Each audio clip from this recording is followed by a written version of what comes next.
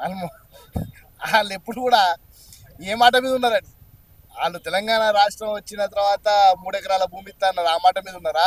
Double bedroom ఇస్తా అన్నారు, ఆ మాట మీద ఉన్నారా? కేజీ టు పీజీ అన్నారు, ఆ మాట మీద ఉన్నారా? వాళ్ళు ఆ రోజు నుంచి ఈ రోజు దాకా ఉట్టి మాటలే. వాళ్ళకు మా ముందర రావాలంటే ఫస్ట్ ధైర్యం ఉండాలి, కలేజా ఉండాలి. ఏం లేదు వీళ్ళకి, తుస్సు ఉట్టి మాటలే. ఈరోజు కాంగ్రెస్ పార్టీ చేసే సంక్షేమ పథకాలకు గడగడ గడగడ వణుకుతున్నారు.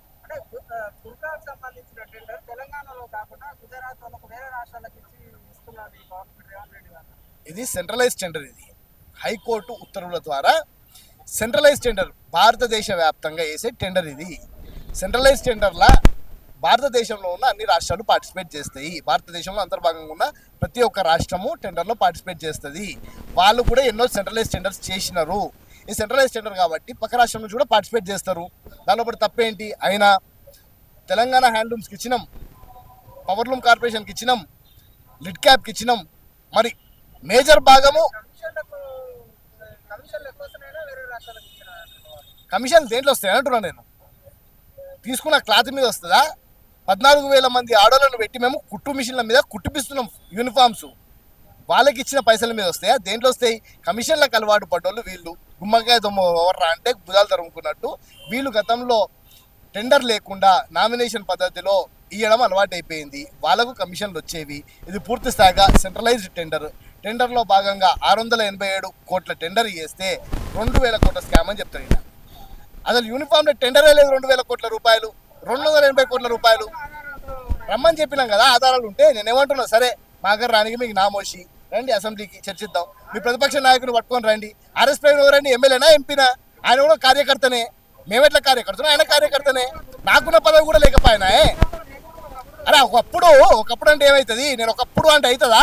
కాని పని కదా. ఇప్పుడు నాకున్న పదవి కూడా లేకపోయా కదా ఆర్ఎస్ ప్రవీణ్ కుమార్కి. ఆయన నేను మాజీ ఐపీఎస్ని, నేను ఇది చేసినా, నేను గది చేసినా, దున్నినా, ఏకినా, పీకినా అంటే కుదరదు కదా. అది మీరు గూడుపుటానిగా మీ ఒక సామ్రాజ్యాన్ని ఏర్పాటు చేసుకొని దాని నుంచి ఏదో చేద్దామని అనుకుంటే కుదరదు. ఈ దొంగతనాలు చేద్దామంటే కుదరదు. ఏదో విధంగా ప్రభుత్వాన్ని ఇరికిద్దామని మీ అధికారులను అడ్డం పెట్టుకొని మమ్మల్ని ఏదో ఇరికిద్దామంటే కుదరదు. అన్ని బయటికి తీస్తాం. తొందరనే RS Praveen Kumar files release చేస్తా. ఒక్కొక్క అక్రమం బయటికి తీస్తా. ఏ విధంగా నామినేషన్ పద్ధతిలో జరిగిందో తీస్తా. ఒక్క యూనిఫామ్ ఇచ్చి 2 యూనిఫామ్లను చూపించి జరిగిన స్కామ్ని తీస్తా.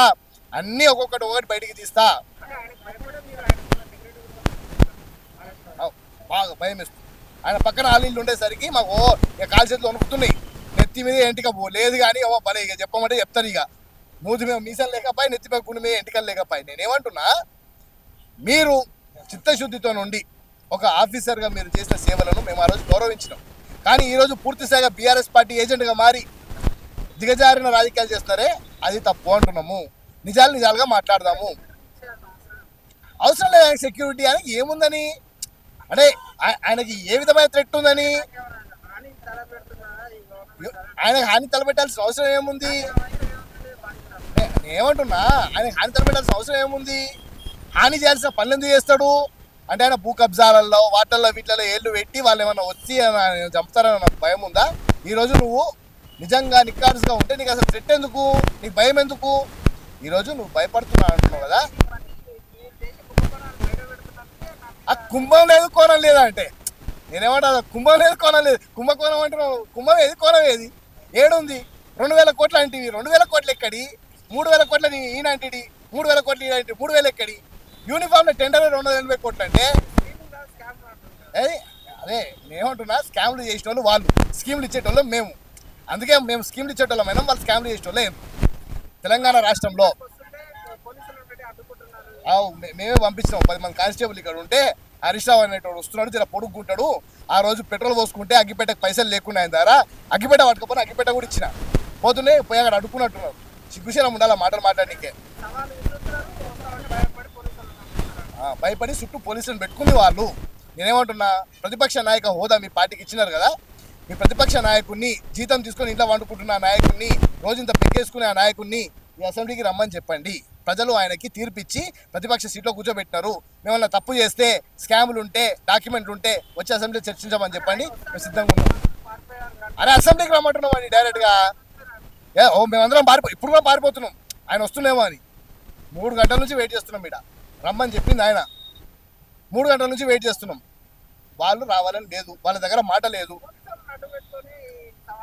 సరే నేనేమంటున్నా, మీరు మా మీద ఇంత వేస్తున్నారు కదా, 2,000 కోట్ల రూపాయల డాక్యుమెంట్ ఏదైతుందో, ఈ 3,000 కోట్ల డాక్యుమెంట్ ఏదైతుందో మీడియా పరంగా రిలీజ్ చేయమని చెప్పండి. ఆధారాలు మీడియాకి ఇవ్వమని చెప్పండి, మాకు ఇవ్వకండి.